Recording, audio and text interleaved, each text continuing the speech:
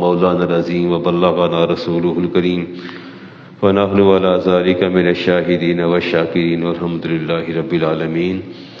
مولا صلی وسلم دائما ابدا علی حبیبک خیر الخلق کلہم والحبیب الذی ترجى شفاعته لكل حول من الاحوال مقتحم۔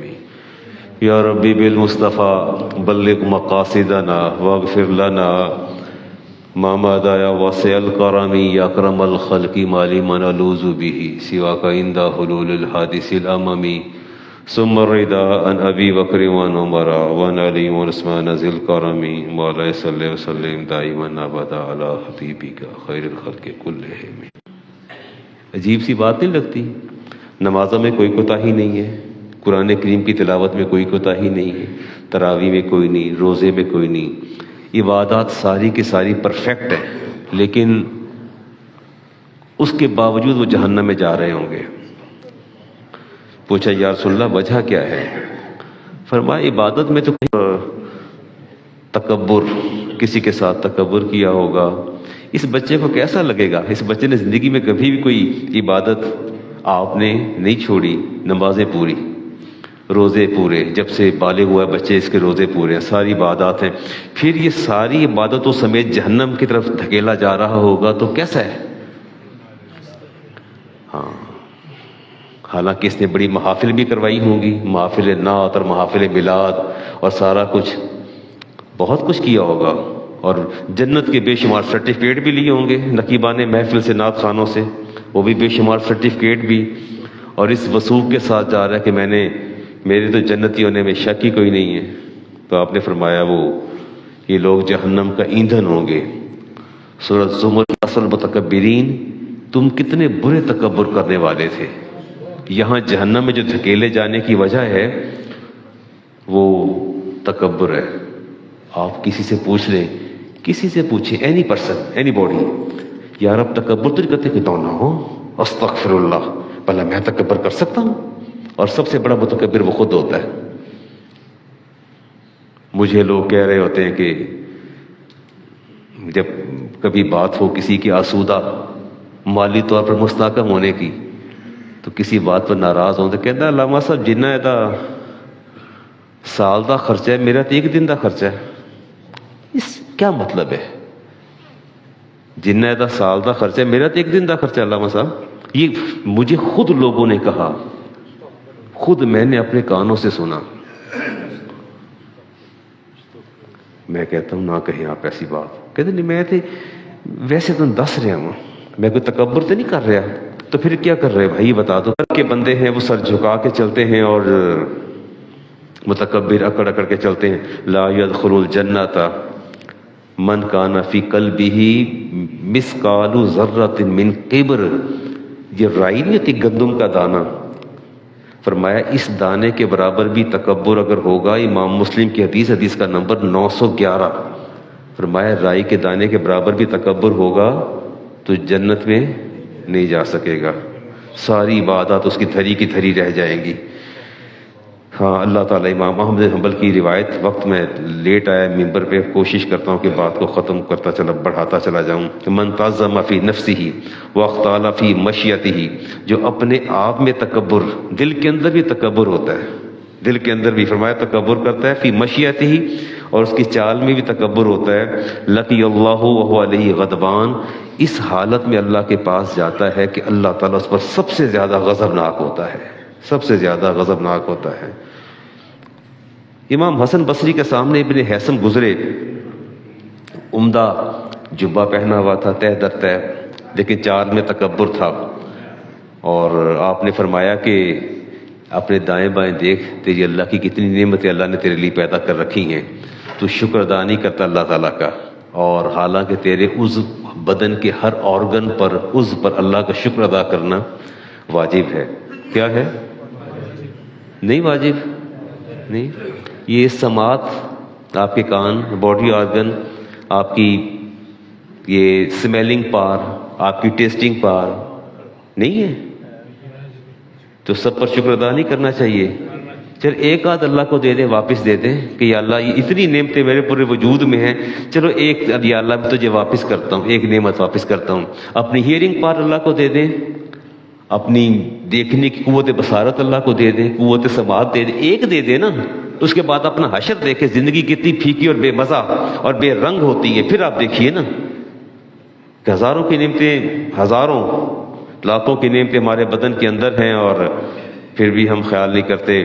حضرت واسع رحمۃ اللہ تعالیٰ علیہ نے اپنے بیٹے کو تکبر کرتے رکڑتے دیکھا اور فرمایا بات سن، ادھر تو آ.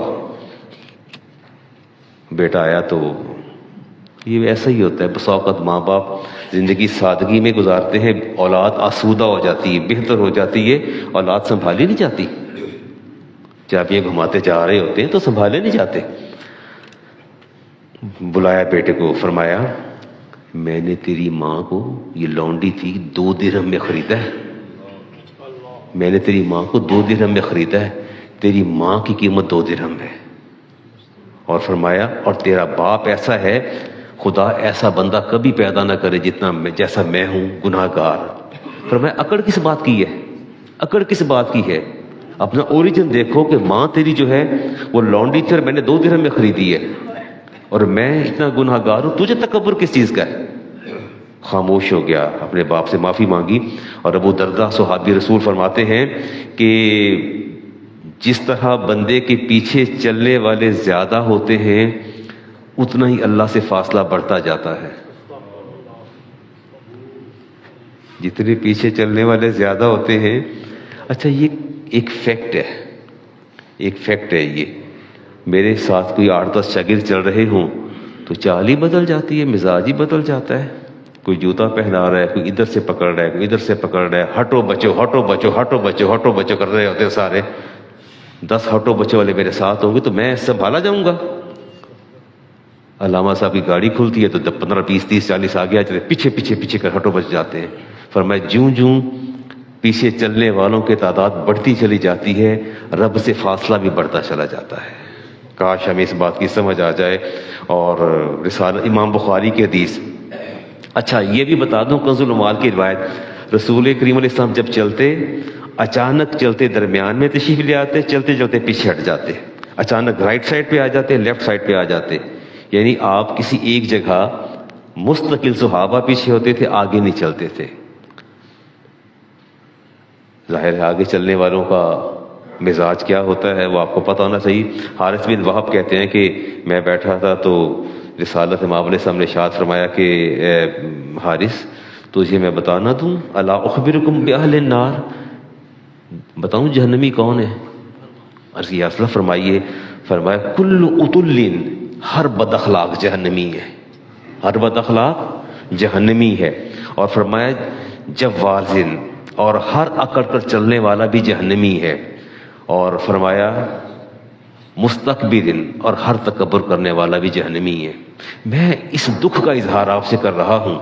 آپ اتنی مشقت اٹھا کے یہاں تشریف لاتے ہیں، جمعہ ادا کرتے ہیں، نمازیں 5 وقت کی، صبح تہجد بھی، نوافل بھی، صلاۃ تسبیح بھی، محافل میلاد بھی، سارا کچھ کر زکوٰۃ بھی، صدقات بھی، خیرات بھی، اتنی نیکی مانگتا ہوں.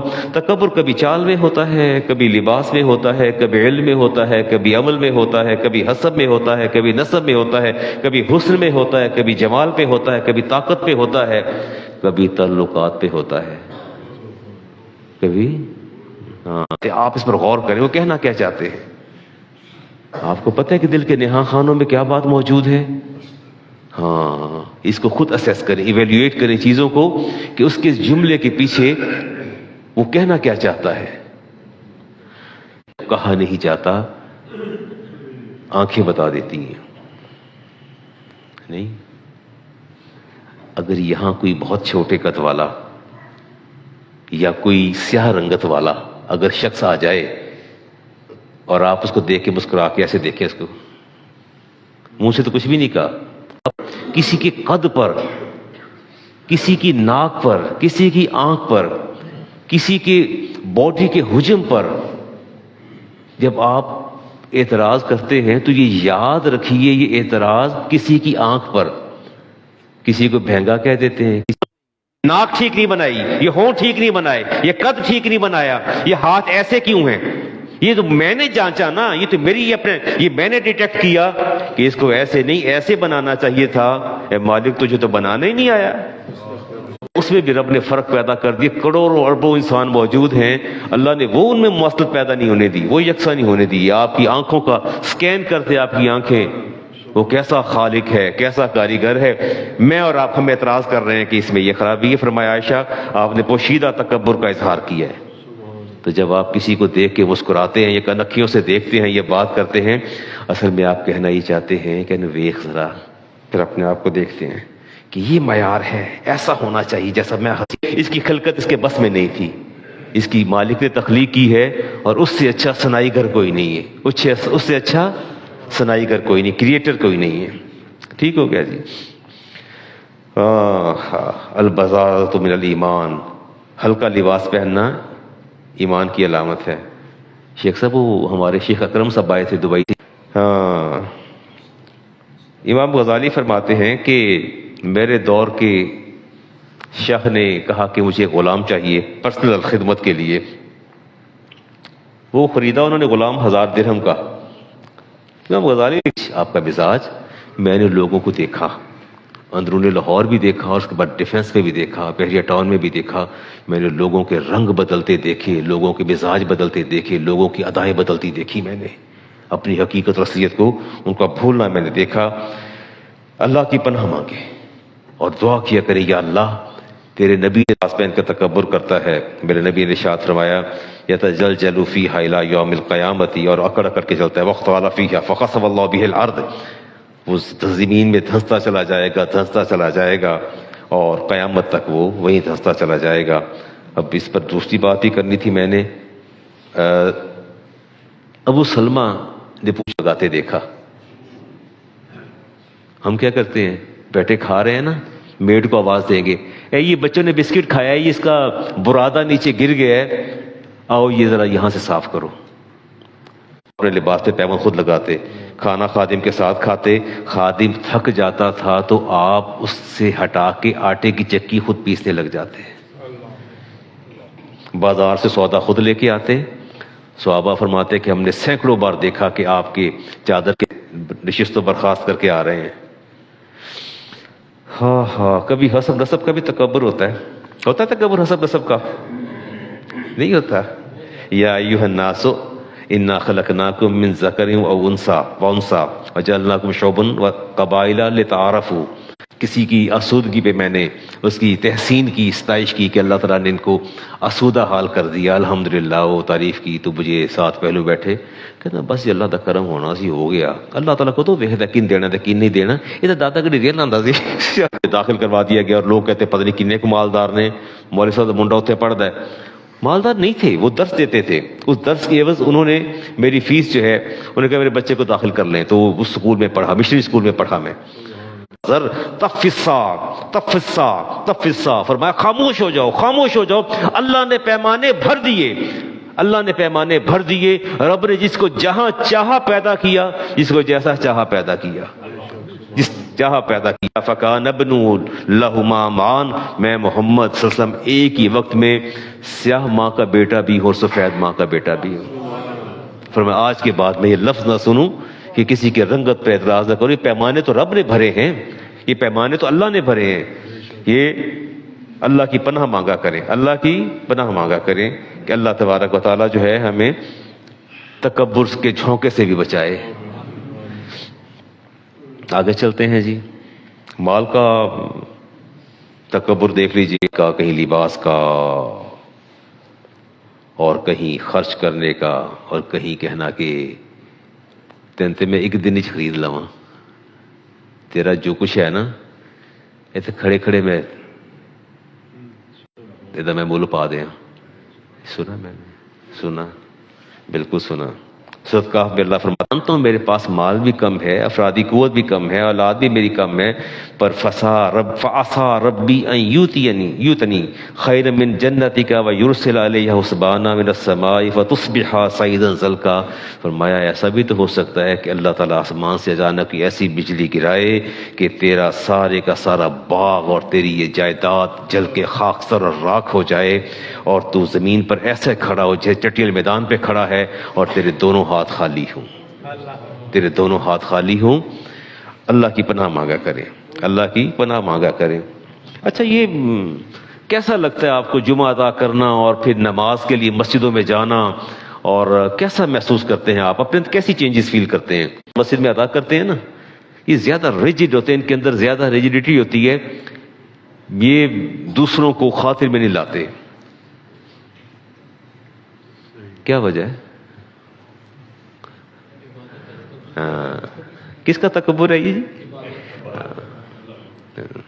ہر ایک کو کمتر نگاہی سے دیکھیں گے، ہر ایک کو کرٹیسائز کریں گے، اور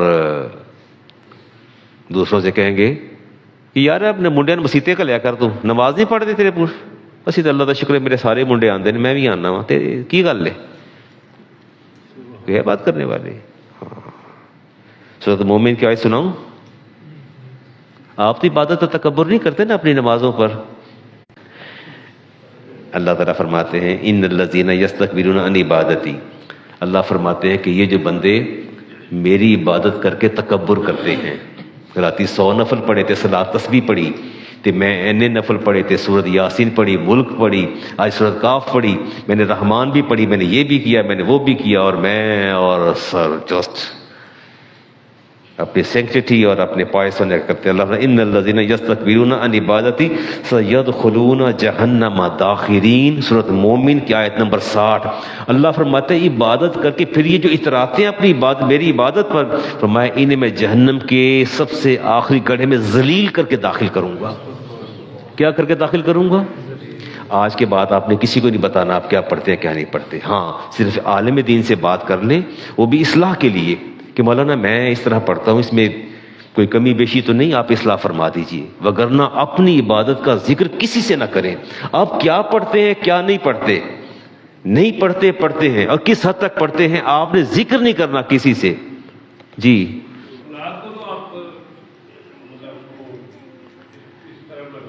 نہیں، اولاد کو تو آپ کہیے نا، وہ تو آپ کا ابلیگیشن ہے، وہ تو آپ پر فرض ہے، اگر نہیں کریں گے تو امر بالمعروف نہیں ہوگا، اس کا آپ کو جواب دہ ہونا ہوگا اللہ کی بارگاہ میں، اس کا آپ جواب دیں گے۔ اولاد کو تو آپ نے کہنا ہے، لیکن اپنی عبادتوں کا ذکر کسی سے نہیں کرنا۔ صلاۃ تسبیح پڑھتے ہیں، نوافل پڑھتے ہیں، تہجد پڑھتے ہیں، آپ چاشت پڑھتے ہیں، آپ اشراق پڑھتے ہیں، آپ جو کچھ بھی کرتے ہیں آپ نے کسی سے اس کا ذکر نہیں کرنا، کسی سے۔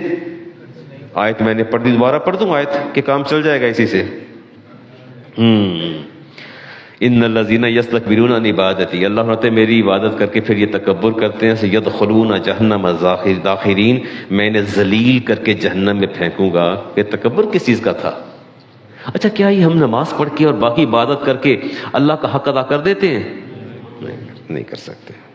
اور تکبر میں مبتلا زاہد اور عبادت گزار کی جو علامات ہیں، علامات بتاؤں؟ متکبر زاہد کی علامات بتاؤں آپ کو، تاکہ یو کین ایزیلی ڈیٹیکٹ ہم، آپ آسانی سے اس کو دیکھ سکیں۔ علامات جو آتی ہیں حدیث میں فرمایا، ان کی ہمیشہ یہ خواہش ہوتی ہے کہ لوگ ان کی زیارت کرنے آئیں۔ ایک تو ہوتا ہے نا ویسے کسی سے ملاقات کرنا، ایک ہوتا ہے یار تسی بزرگاں ملنے نہیں آتے، بزرگاں نہ ملیا کرو ذرا، بزرگاں کو لایا کرو ذرا، یہ خواہش ہے۔ یہ کیا ہے؟ خواہش ہے، پہلی بات۔ اور پھر اگلی توقع یہ ہوتی ہے کہ لوگ ان کی ضروریات پوری کریں۔ کیا کریں؟ لوگ ان کی ضروریات کو پورا کریں، ان کی خواہش کی تکریم کریں، اور جب وہ آ جائیں نشست عبادت ہے نا تے مک گئی ہے، بس یہ اللہ دا بس اللہ دی دین ہے، اللہ دی دین ہے، اسے شٹ اپ کال کریں۔ فرمایا جو تمہارے منہ پر تمہاری تعریف کرے اس کے منہ میں مٹی ڈال دیں، نٹ ان ایکچوئل، مراد یہ ہے کہ اس کو شٹ اپ کال دیتے ہیں۔ جی میں کرتا ہوں دعا بھی، ٹھیک ہو گیا جی۔ چلیے تو ٹائم تو ختم ہو گیا. ابھی بہت سی باتیں آپ سے کرنا ہے، تو کیا اس کو اگلے جمعے تک موقوف کر لیں موقوف. پھر سنیں گے تکبر، کوئی حسن میں، کوئی مال میں، کوئی طاقت میں، کوئی تعلقات میں، پھر بات کریں آپ کے ساتھ. تو ایک دعا تو پڑھ لیجئے میرے ساتھ، میں سوئچ کرنے لگا ہوں. آئیے پڑھیے. بسم اللہ الرحمن الرحیم. اللہم انی اعوذ بک من نفخۃ الکبریاء. نفخۃ الکبریاء.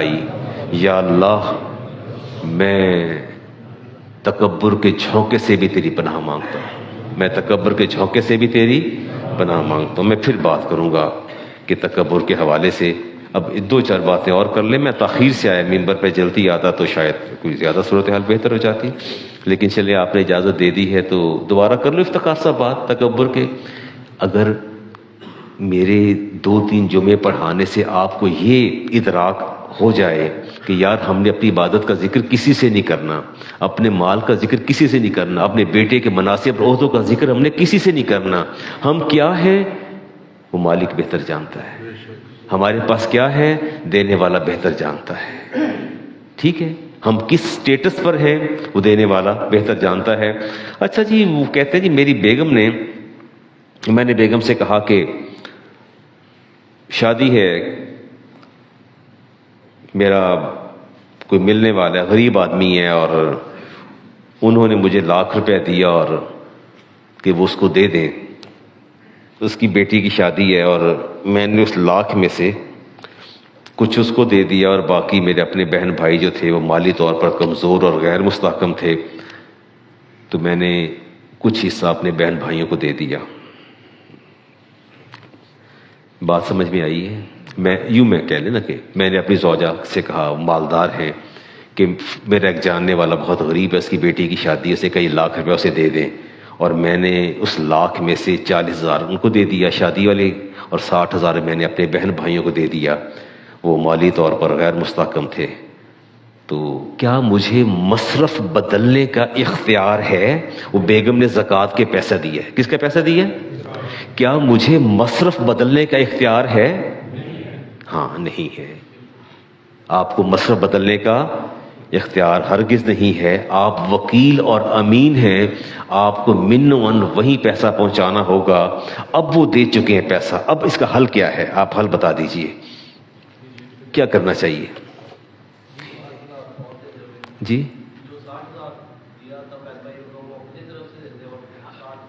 آپ نے ٹھیک فرمایا. اس کا ایک اور حل ہے کہ بیگم سے کہہ دیا جائے کہ آپ نے پیسے دیے تھے، میں نے کسی اور جگہ 2 یا 3 حصوں میں بانٹ دیے پیسے.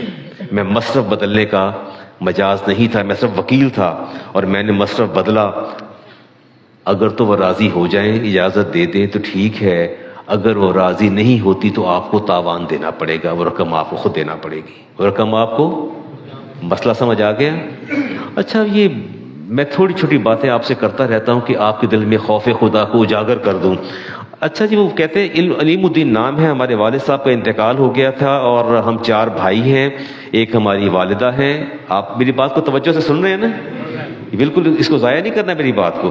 اور 24 لاکھ کیش تھا والد صاحب کے اکاؤنٹ میں، پریمیم پرائز بانڈ تھے، اور وہ ہم نے والد صاحب کے انتقال کے بعد، ہم 4 بھائی اور ایک ہماری والدہ تھی، ہم نے ایسا کیا کہ وہ ساری رقم نکالی جو سکسیشن سرٹیفکیٹ کے بعد، اس کو اردو میں پتہ نہیں کیا کہتے ہیں، سکسیشن سرٹیفکیٹ کو وراثت نامہ کہتے ہیں. وہ سرٹیفکیٹ ہم نے کورٹ سے لینے کے بعد ہم نے ایسا کیا کہ ابا سے بڑی محبت تھی، تو ہم نے فوری طور پر وہ 24 لاکھ وہ اور پریمیم پرائز بانڈ سارے ہم نے ان کو بیچ کے رقم لے کے ہم نے سارا ابا کے نام پہ صدقہ کر دیا. کیا کر دیا ہم نے؟ تاکہ ان کی روح کو آسودہ ہو جائے قبر کے اندر، اور ہم نے صدقہ جاریہ کر دیا اور ایصال ثواب کر دیا. اور پھر کہتے ہیں کہ باقی جو 2 کنال کا گھر تھا، وہ گھر کی ہم نے اس کو ایویلیویٹ کیا اور اس کی جو ہے ہم نے آپس میں شرعی تقسیم ہم نے اس کی کر لی ہے. اور ایک بھائی کا انتقال والد کے انتقال کے چند ماہ بعد ہو گیا. والد صاحب کا انتقال ہوا، جائیداد ابھی تقسیم نہیں ہوئی، اور وہ ہم نے، اور بھابھی ہے ہماری، اولاد کوئی نہیں تھی ان کی، لاول تھے، اور انہوں نے ایک بچی اڈاپٹ کر رکھی تھی. اچھا آپ صرف پہلے ایک میرے سوال کا جواب دیجئے کہ جو انہوں نے اپنے والد کے ایصال ثواب کے لیے صدقہ کیا تھا اس کے بارے میں آپ کی کیا رائے ہے؟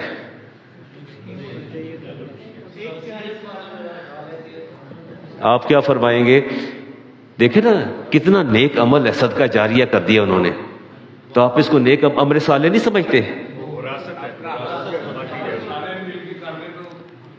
عمر بن عبدالعزیز پوچھنے گئے اپنے دوست کو، ساتھ 3 ساتھی اور بھی تھے، عمر ثانی کہا جاتا ہے، خلیفہ وقت تھے، اور ان کے دیکھتے دیکھتے نزع کا عالم تھا، ان کے ساتھی فوت ہو گئے، جان اپنے مالک کے سپرد کر دی.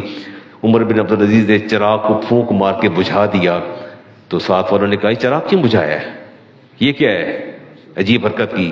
تو فرمایا جب تک وہ سانسیں لے رہا تھا یہ تیل اس کا تھا، چراغ کا تیل کا مالک یہ خود تھا، اس کے سانسوں کا بندھن ٹوٹ گیا ہے، اب یہ مالک اس تیل کا نہیں، اس کے ورثاء موجود ہیں اور بغیر اجازت کے اسے کیسے روشن کیا جائے. تو بیگم چوتھا حصہ لے جائے گی، ان کی ماں زندہ ہے، ماں سدس لے گی، 1/6 ماں لے جائے گی، اور باقی جو ہے تینوں بھائیوں میں تقسیم ہو جائے گا. باقی کہاں تقسیم ہو جائے گا؟ اور جو والد سے اس کو